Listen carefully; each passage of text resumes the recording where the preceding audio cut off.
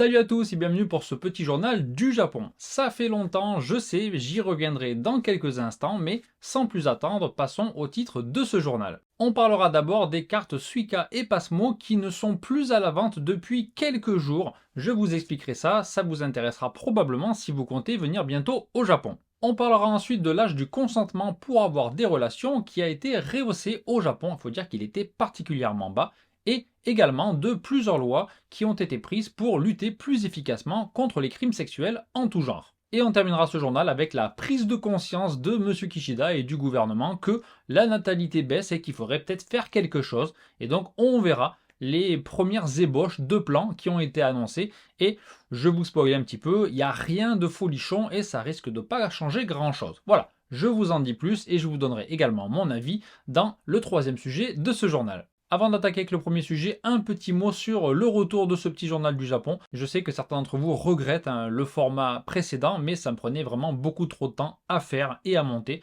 Donc voilà, aujourd'hui j'ai décidé de faire un petit test. Je vais faire un format un peu plus décontracté, il y aura moins de montage. Ça m'a pris moins de temps à écrire, ça va être plus simple. Donc j'espère quand même que ça vous intéressera. Et si ça fonctionne, pourquoi pas faire ce format de temps en temps. Ça ne sera pas chaque dimanche, mais si de temps en temps je vois quelques news intéressantes, je ferai une vidéo comme celle-ci. Le 8 juin dernier, les opérateurs ferroviaires de l'Est du pays, dont JR Est, ont annoncé qu'à cause de la difficulté à se procurer des puces au niveau mondial en ce moment, eh bien, ils arrêtaient la vente de Pasmo et de Suica non enregistrés. Deux choses, premièrement, il n'y avait pas d'infos sur l'ouest du pays, donc je sais pas, peut-être que dans l'ouest du pays on peut toujours les acheter sans problème. N'hésitez pas à me le dire dans les commentaires. Deuxième chose, c'est que c'est pour le moment, donc si l'approvisionnement en puces venait à s'améliorer, peut-être que la vente des Pasmo et des Suica recommencerait pour tout le monde. Alors leur décision se comprend puisque en 2021, il y avait quand même 200 millions de cartes à puces qui avaient été émises au Japon, donc ça fait quand même beaucoup de puces. Cette annonce concerne seulement les cartes non enregistrées qui n'ont pas donc le nom de l'utilisateur et ses informations personnelles enregistrées dans la puce. Par contre, on peut toujours acheter des versions avec le nom enregistré et bien sûr, si on a perdu sa carte, on peut en acheter une nouvelle. Pour les touristes maintenant, puisque c'est ce qui intéresse la plupart d'entre vous je pense, première solution, vous pouvez simplement créer une Suica ou une Pasmo avec votre nom enregistré directement à la machine. Vous pouvez mettre les menus en anglais ou en français selon les machines et donc enregistrer votre nom, votre numéro de téléphone même étranger, il faut mettre aussi sa date de naissance et voilà, vous avez une Suica à votre nom et il n'y a pas de durée de validité. Parce que sinon il y a la carte Welcome Suica qui est réservée aux touristes étrangers de courte durée et qui expire elle après 28 jours. Attention, pas un mois, 28 jours. On peut en acheter une dans les aéroports et les JR East Travel Service Center dans les principales gares. Il n'y a pas de dépôt de 500 yens quand on fait la carte. Par contre, attention, on ne peut pas récupérer l'argent qu'il reste dessus. Donc voilà, dépensez tout en voyageant, que ce soit au distributeur ou au combini. C'est vraiment pas les moyens qui manquent d'arriver le plus près possible de zéro. Et puis quand votre voyage est fini, vous emportez votre carte comme souvenir. Attention, quand vous achetez la carte, on vous donne un petit papier qu'il faut garder et montrer en cas de contrôle. Alors entre nous, j'ai jamais entendu parler de quelqu'un qui se serait fait contrôler, mais bon, voilà, il y a écrit ça sur le site, donc gardez le petit papier. Après, vous avez le Pasmo Passport, c'est le même concept pour Pasmo, en gros, mais avec Hello Kitty. C'est vendu dans les aéroports et dans une vingtaine de grandes gares de Tokyo. Il y a écrit qu'on peut avoir des réductions dans certains magasins, mais je compterai pas trop dessus. Sur le site, il y a une poignée de magasins où la plupart des touristes n'iront de toute façon jamais. Et j'ai pas pu trouver la liste des avantages, donc c'est pas vraiment un argument de vente. Enfin, il y a aussi les applications Suica et Pasmo pour portable qui sont disponibles, mais il faut avoir un portable compatible.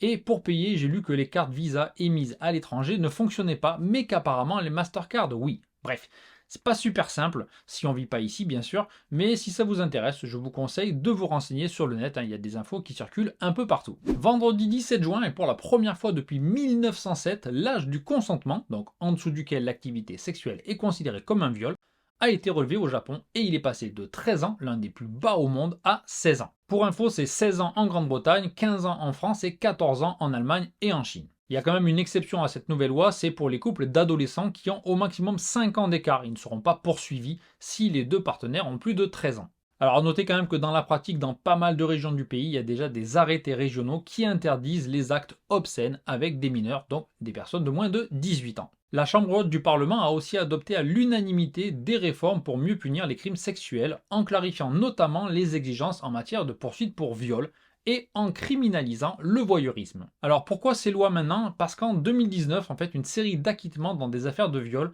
avait déclenché des rassemblements dans le pays, car jusqu'à présent, les procureurs devaient prouver que les victimes ne pouvaient pas se défendre en raison de la violence ou de l'intimidation. Mais au final, c'était presque impossible à prouver et ça revenait en gros à reprocher aux victimes de ne pas avoir suffisamment résisté. Faut savoir qu'au Japon, d'après une enquête gouvernementale de 2020, environ 95% des victimes ne signaleraient jamais leur agression sexuelle à la police. Et près de 60% n'en parlent carrément à personne. Et parmi les femmes interrogées, près de 50% ont déclaré se sentir trop gênées et 30% pensaient pouvoir s'en sortir en endurant simplement les conséquences, ce qui les a conduites à s'abstenir de demander de l'aide. Voilà donc une situation qui n'était vraiment pas folle, et pour améliorer tout ça, le projet de loi contient donc une liste d'exemples où des poursuites pour viol peuvent être engagées. Ça concerne par exemple les victimes sous l'influence de l'alcool ou de drogue, celles qui ont eu peur, et ça cible également les auteurs profitant de leur statut social. Le projet de loi contient également un nouveau délit qui vise les personnes qui utilisent l'intimidation, la séduction ou l'argent pour contraindre des mineurs de moins de 16 ans à les rencontrer à des fins sexuelles. Maintenant, ils risqueront une peine de prison pouvant aller jusqu'à 1 an ou une amende de 500 000 yens, ça fait environ 3 500 € au cours d'aujourd'hui. Dernier volet de ces réformes, la criminalisation du voyeurisme qui n'était jusque-là réglementé que par des ordonnances régionales. Il y aura maintenant une peine pouvant aller jusqu'à 3 ans de prison ou une amende jusqu'à 3 millions de yens qui sera encourue donc pour avoir filmé secrètement des parties du corps, des sous-vêtements ou avoir fait des actes indécents sans motif justifiable. D'ailleurs, il faudra m'expliquer ce que c'est des motifs justifiables pour faire des actes indécents. Alors si vous avez bien suivi, il y a peut-être un truc qui vous a étonné comme moi, mais au final, on risque beaucoup moins à rencontrer des mineurs pour faire des cochonneries que pour avoir pris des photos. Donc c'est un peu comme si on disait genre les pervers, posez les appareils photo et passez à l'action, vous risquez moins gros. Et tenez-vous bien, si on en croit les panneaux sur les poubelles à Yokohama, si on jette des trucs à l'arrache dans la rue, genre on pose un frigo ou autre chose, on risque jusqu'à 5 ans de prison et 10 millions de yens d'amende. Donc les trottoirs sont beaucoup mieux protégés que les mineurs, cherchez l'erreur. Dernier sujet de ce journal, le gouvernement japonais qui se réveille par rapport à la natalité et qui espère que plus de soutien financier, notamment pour ceux qui prennent un congé parental, contribuera peut-être à inverser la tendance à la baisse du taux de natalité qui dure depuis 6 ans. Alors depuis des décennies, globalement, ça diminue, mais il y avait eu une petite lueur d'espoir il y a quelques années qui s'est éteinte tout de suite et ça a recommencé à baisser. Alors concrètement, les ministres ont approuvé plusieurs mesures pour y remédier. Et lors d'une conférence de presse, le Premier ministre, Kishida Fumio, que vous connaissez bien maintenant, a déclaré « Le taux de natalité du Japon diminue rapidement et sa population diminue. Si nous ne pouvons pas arrêter la tendance maintenant, l'économie et la société de notre pays se contracteront et il deviendra difficile de maintenir les communautés locales ainsi que les systèmes de sécurité sociale tels que les pensions, les soins médicaux et les soins infirmiers. À croire qu'il n'a pas du tout lu les articles qui sont publiés depuis des années et des années sur le sujet, mais bon, mieux vaut tard que jamais. Il a dit que les revenus des jeunes sont un facteur clé de la baisse du taux de natalité, évidemment, et il affirme que son gouvernement continuera de promouvoir la croissance économique tout en faisant son maximum pour augmenter les revenus des jeunes générations. Et c'est vrai que le revenu de base des jeunes employés japonais est très bas et stagne depuis des décennies. Concrètement, le gouvernement a l'intention de dépenser 25 milliards de dollars par an au cours des 3 prochaines années pour s'attaquer à ce problème. Il y aura notamment une suppression de la limite du revenu des ménages pour recevoir des allocations familiales.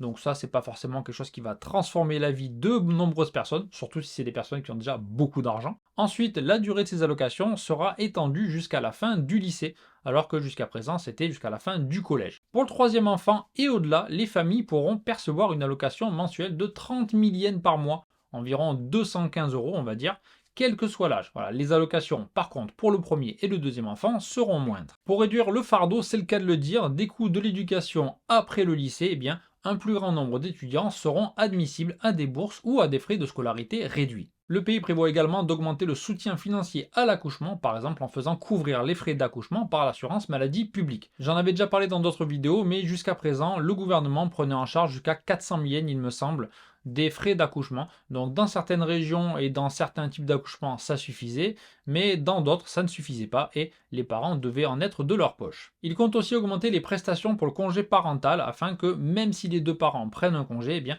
le revenu disponible d'une famille ne changera pas avant 4 semaines. Pour financer tout ça, le gouvernement envisage de réformer les dépenses sociales et il pourrait émettre temporairement des obligations d'État, mais il s'engage pour l'instant en tout cas à ne pas augmenter les impôts. On en saura plus à la fin de l'année avec les détails des mesures de soutien et le schéma de financement. Voilà, il y a quand même beaucoup d'inconnus dans tout ce qui a été annoncé et surtout ce qui a déjà été annoncé, c'est-à-dire la prolongation des allocations familiales, donc jusqu'à la fin du lycée. Alors c'est bien, mais recevoir 10 000 yens par mois en plus pendant 3 ans, ça va pas changer grand-chose. Et dans tout ce qui a été annoncé, je pense qu'il n'y a absolument rien du tout qui incitera le moindre japonais à faire plus d'enfants. Alors je suis pas le seul à penser ça, hein. J'ai lu beaucoup d'articles sur le sujet et il y a beaucoup de spécialistes, d'associations ou de japonais qui disent la même chose et que ce qu'il faut vraiment faire, c'est augmenter le salaire des jeunes, même si le gouvernement l'a annoncé, est-ce qu'il a les moyens de le faire? Ça reste à prouver.